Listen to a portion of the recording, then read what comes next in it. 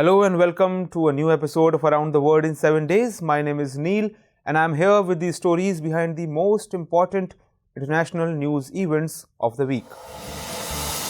First of all, we will discuss the reasons behind anti-India protests in Maldives and what is the Chinese connection to this issue. Then we will discuss the story of a Latin American country which is in news as a new and very progressive constitution is being drafted there. In the end, we will look at the most recent attempts by China to stifle domestic voices of protests and a brief history of modern China's darkest chapter of authoritarian rule.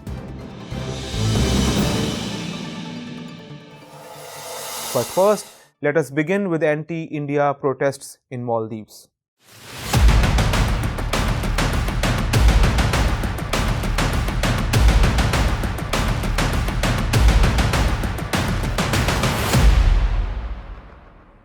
There is a neighboring country of India. India also has close relations with that country. When this country was threatened with a coup in 1988, then India extended immediate help via Operation Cactus and safeguarded the government there. In recent decades too, India has been providing financial assistance to help the development and upgradation of infrastructure in that country. But now this country's citizens are protesting against India. Slogans of India out are being raised in this country. It is none other than the continental country of Maldives, situated in the Indian Ocean. An interesting point of these protests is that the main opposition party of Maldives is leading these protests. Former President of Maldives, Abdullah Yameen, is leading the campaign against India. He is demanding that India's presence in Maldives should end.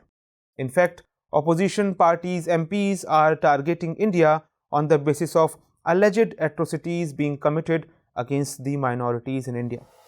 Their argument is that when India is not respecting its own law and right of its citizens, then how Maldives can expect Indian government to respect Maldivian constitution and its internal affairs.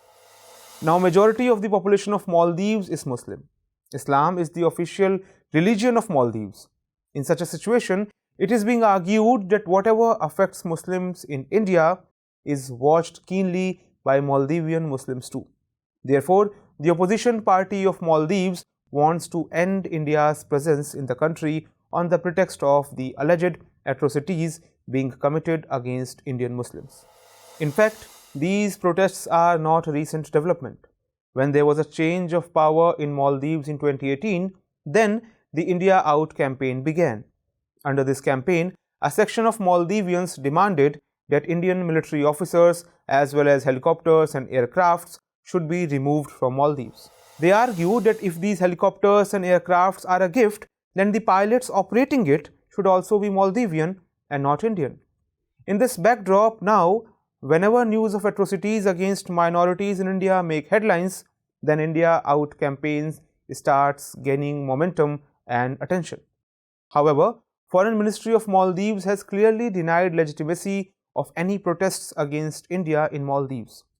The Ibrahim Solih government of Maldives has rejected the opposition party's campaign. It is noteworthy that Maldives is a country spread across the Indian Ocean and it is very important from the strategic point of view, as a result of which both India and China are investing in Maldives. Further, India-China rivalry is being considered as an important dynamic working behind these protests.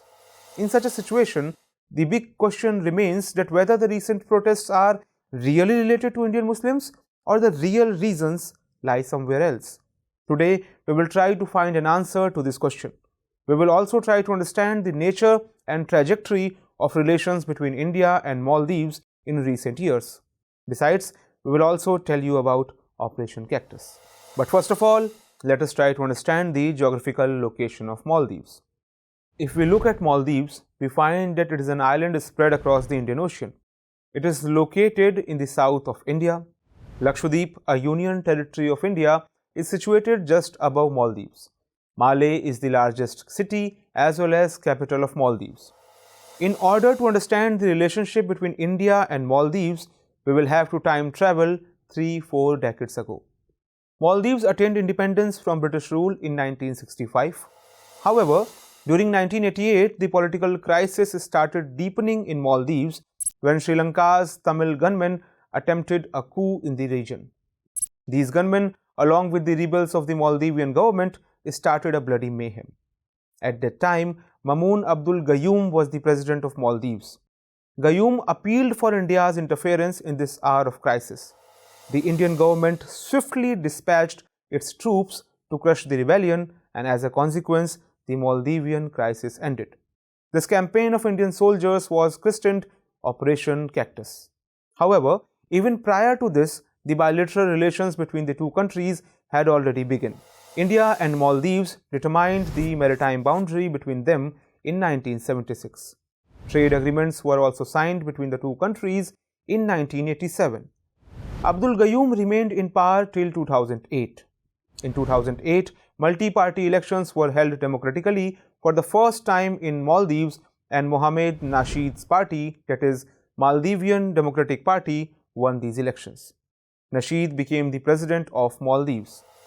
But troubles started mounting for India when Abdullah Yameen of Progressive Party of Maldives came to power in 2013. Yameen and his party were supporters of China. As long as Yameen remained the president of Maldives, he continued to support China.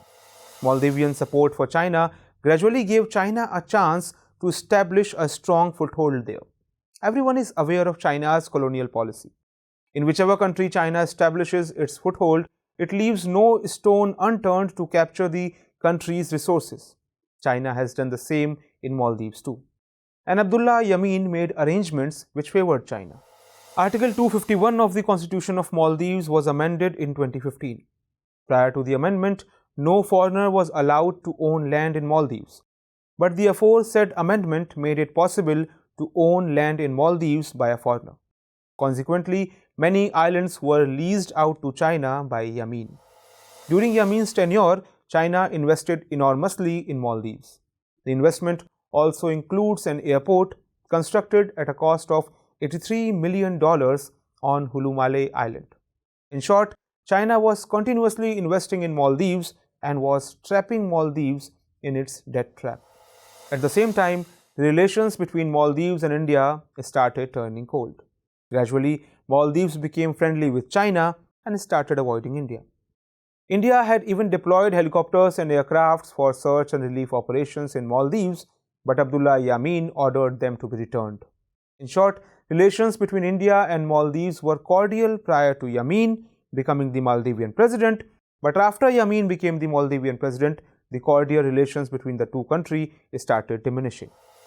But general elections were held once again in 2018, and this time Maldivian Democratic Party won the elections and Ibrahim Mohamed Solih became the president of Maldives.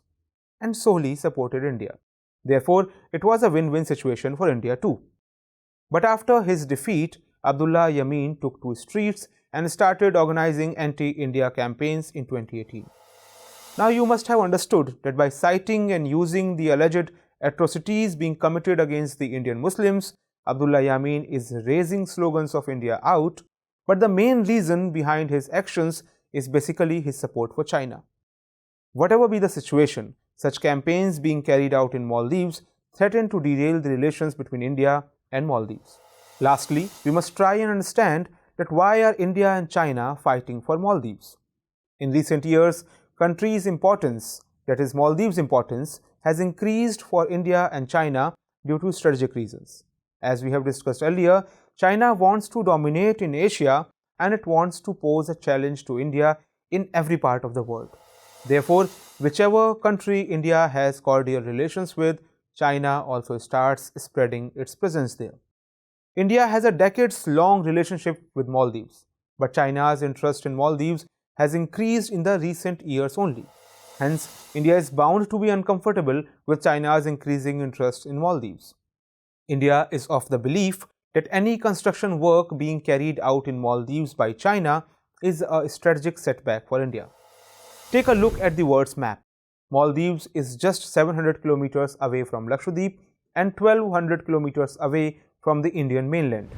West Asia, Europe, Africa, America and Australia are easily accessible from Indian Ocean. For this reason, millions of oil tankers and ships pass through the Maldivian islands spread across the Indian Ocean. In such a situation, China's presence in Maldives is part of its strategy in the Indian Ocean. China's presence in the Indian Ocean is also not right from Indian strategic point of view, as under adverse circumstances, it will be easy for China to attack Indian bases from Maldives. Since the Indian Ocean surrounds majority of Indian mainland, China's threatening presence in Maldives is against India's strategic interest. For all these reasons, China's increasing foothold in Maldives is nothing less than a concern for India.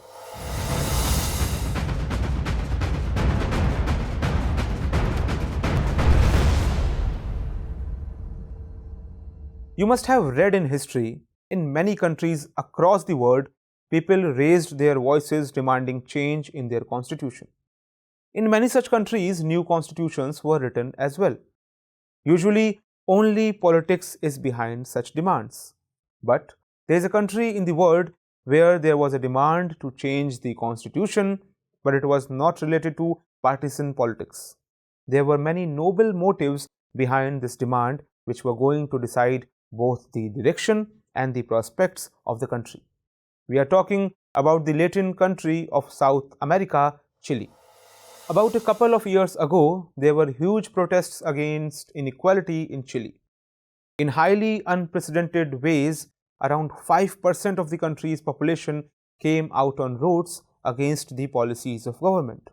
The result of this protest is that the work of rewriting the constitution is going on in Chile.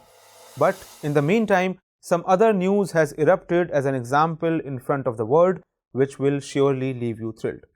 Therefore, today we will talk about the new thing which has surprised the whole world. We will also talk about the entire background of rewriting the constitution. But first, let us know where Chile is located in the world and what all is around it. Chile is located at the southwestern end of South America, bordered by the Pacific Ocean to the west and Andes ranges to the east. Peru is to the north, Bolivia and Argentina to the east, and the Drake Passage to the south. One of the world's major deserts, the Atacama Desert, a coastal desert, is located in northern Chile. The world's largest copper-producing city, Chuquicamata, is located in Chile.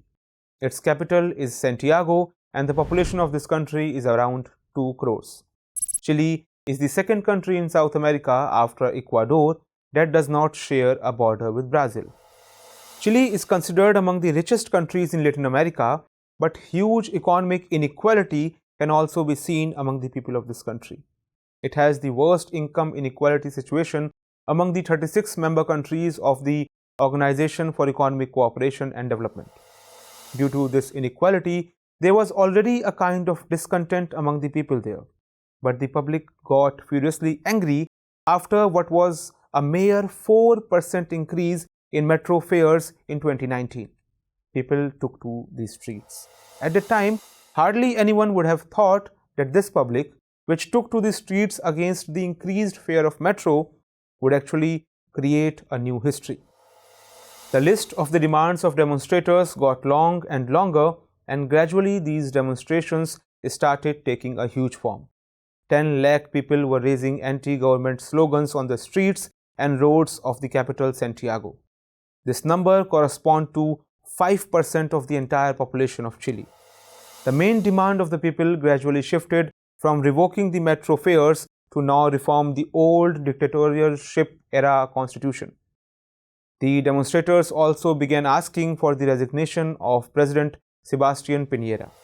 Finally, the government gave assent to the demands of the protesters and agreed to hold a referendum on whether the constitution was to be changed or not.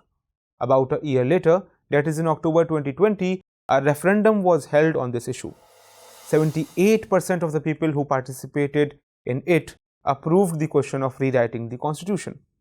To agree on a new constitution, people elected a constituent assembly of elected citizens, or Constitutional Council of Elected Citizens, instead of parliamentary representatives.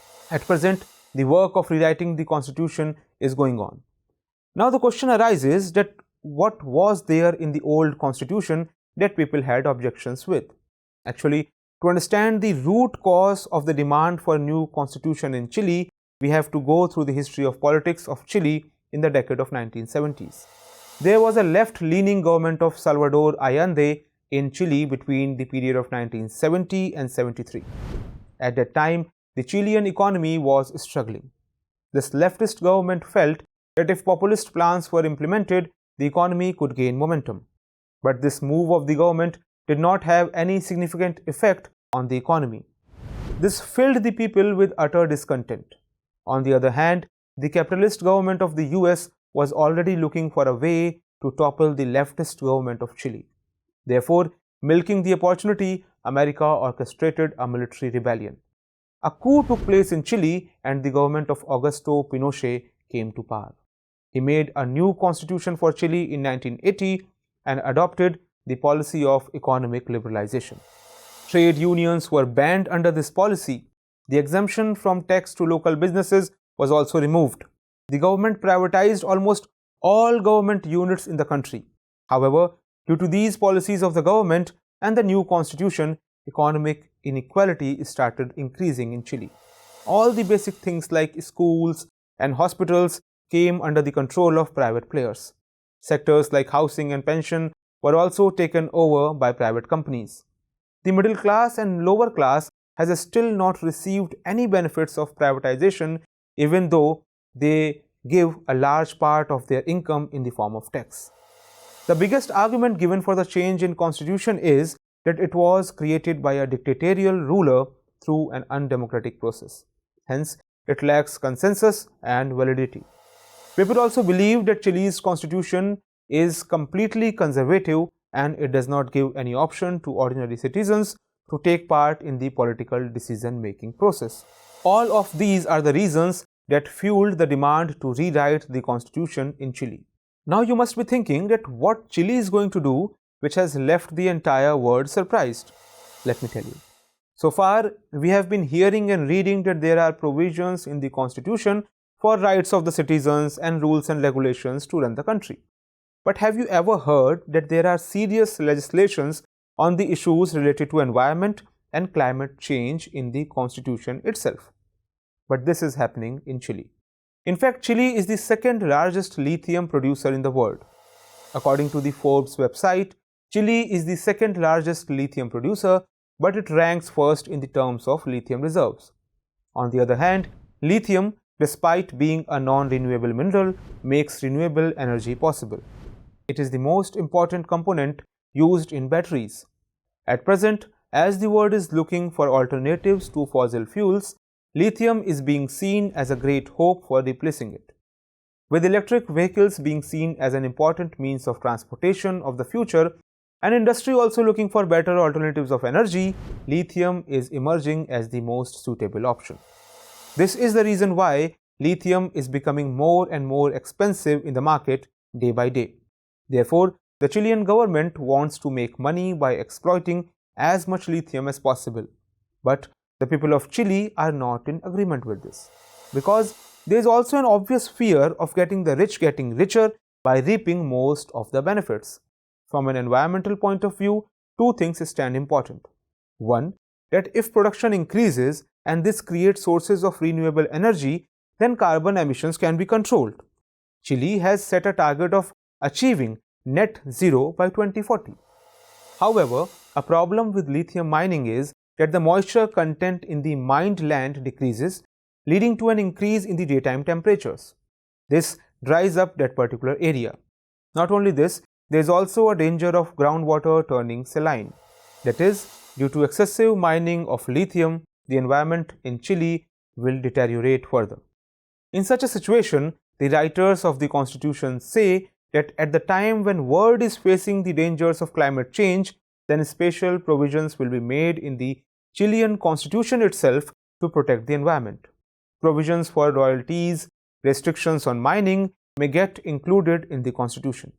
It is being said that the local people will be empowered to take decisions on how much lithium should be mined.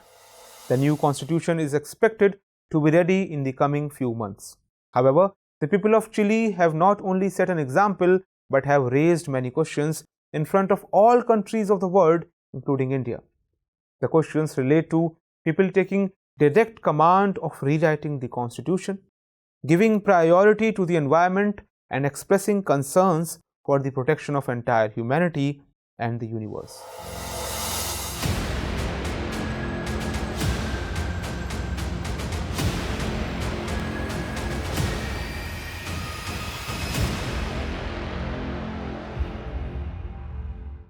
Not very long ago, China created a lot of hue and cry when America kept it away from the summit of democracy. China was annoyed for not being invited by America, but it does not acknowledge its own history of crushing and killing democracy. Being an undemocratic country in itself is a clear evidence of anti-democratic bias of China, but its attempt to crush democracy in the Chinese-administered city of Hong Kong is the most recent example of Chinese authoritarianism. The day-to-day anti-government demonstrations in Hong Kong and the demand for independence there had shed a new light on the same. We will talk about what has happened in Hong Kong for sure, but before that, let us tell you an old incident that happened in China. After the formation of People's Republic of China in 1949, China went through many changes. In 1980s, China invited foreign companies and investors.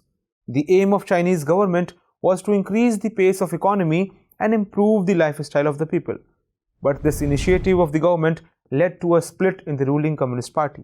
On one side were those who were in favor of rapid change, and on the other, those who were advocating government's strict control on the economy.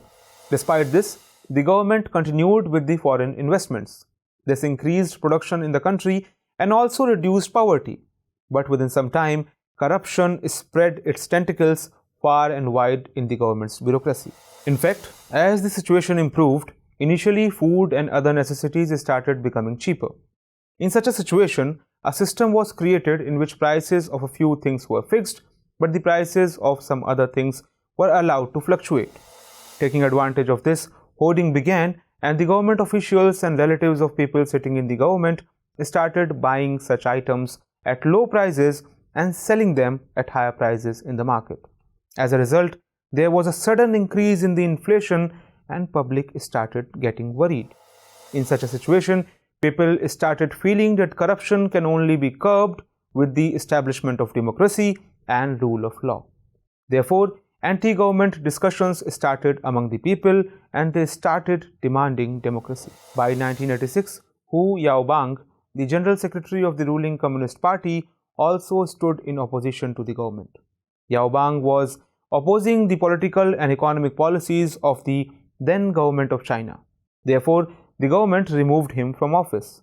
But the protests went on spreading. Meanwhile, on April 15, 1989, Hu Yaobang suddenly passed away. Rumors started floating that the government has got him killed. On receiving the news of his death, the students launched a massive protest against the government. The very next month, that is in May, the government imposed martial law in Beijing. Under this, the government dispatched 30 units of army to be deployed in Beijing. On the other hand, students and workers slowly started gathering at Tiananmen Square in the capital city of Beijing. By June 2, millions of pro-democracy agitators had gathered at Tiananmen Square. They blocked all entry points to Beijing. Hence, the soldiers were not able to enter the city. Eventually, on 3rd and 4th of June 1989, Chinese army fired guns and tanks at unarmed protesters and bodies were piled up at Tiananmen Square. This is known as Tiananmen Massacre, in which thousands of people died. The connection of the Hong Kong case to this incident is that a 2-ton heavy and about 26 feet high copper statue has been removed from Hong Kong University campus. This memorial, named Pillar of Shame, was built by Danish sculptor Jens Galschiot. In this, bodies of around 50 people were shown piled on top of each other. It was built in memory of students who were killed in military action during protests against the Chinese government at Tiananmen Square in June 1989. University students believe that the recent move is an attempt to stifle their freedom. According to them, this was the only symbol of the idea that there was still freedom of speech in Hong Kong. But now everything seems to be over. Not only Hong Kong University, but the administration has also removed the statue of Goddess of Democracy located in the Chinese university there. Actually, this is not the first attempt by Chinese government which displays its heavy-handedness and anti-democratic approach. In June 2020, the Chinese government passed the National Security Act. Its purpose was to take away the freedom of residents of Hong Kong, especially to curb their freedom of expression. According to media reports, since the law came into force, hundreds of Hong Kong youth have been jailed for speaking against the government. Another surprising incident happened in June last year when the only newspaper advocating democracy in Hong Kong, the Apple Daily, published its last edition. After the implementation of National Security Act, many editors and other employees of this newspaper were imprisoned by the Chinese government, as this newspaper was quite vocal against the government policies. Therefore, this newspaper was forced to close. But what the people of Hong Kong did after the closure of this newspaper became a talk of the town. The last edition of this 26-year-old newspaper sold around 1 million copies, which was a record in itself. Supporters of democracy bought this last edition by standing in long queues. It tells that people of Hong Kong are staunch supporters and lovers of democracy, but it also tells that China is not going to refrain from its usual authoritarian antics. Now let us look at a few questions based on today's bulletin. 1. What are the reasons for the rivalry between India and China in Maldives? Discuss. 2. Shed light on why Chile has given priority to the environment in the constitution. Should the big carbon-emitting countries of the world, including India, also follow the same? Comment. 3. With reference to the incident of removing the statue from Hong Kong University, discuss the methods China is adopting to suppress democracy there. That is all for this bulletin of Around the World in 7 days. See you next week with new stories that are shaping the world around us.